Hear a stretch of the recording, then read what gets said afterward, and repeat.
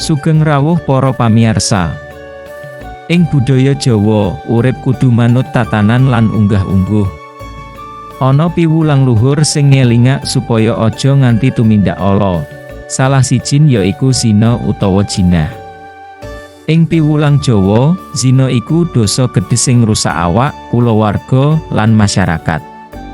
Wong Jawa nduwe pitutur, aja gawe wirang marang kulawarga lan aja ngrusak derajate awake dhewe. Tumindak zina iku gawe isin, gawe wirang, lan nggawa petaka kanggo sing nindakake.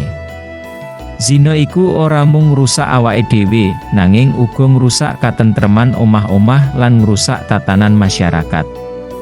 Wong sing tumindak zina bakal kelangan rasa ajrih marang Gusti lan ora nduwe isin marang manungsa.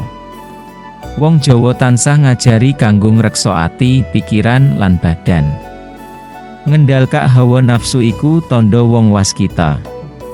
Yen hawa nafsu ora dikendhalkak, pungkasane bakal dadi bebendu lan cilaka. Urip iku luwih becik manut dalan sing bener. Yen wis wayah omah-omah kanthi becik lan halal. Ora ana kebahagiaan sejati saka zina, sing ana mung susah, wirang, lan dosa.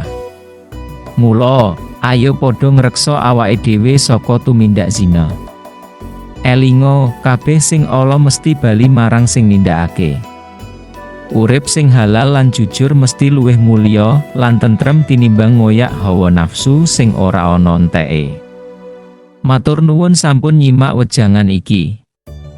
Yen panjenengan remen karo nasihat Jawa lan pitutur luhur, aja lali kanggo like, share, lan subscribe channel iki, supaya ora ketinggalan pepeling urip liyane.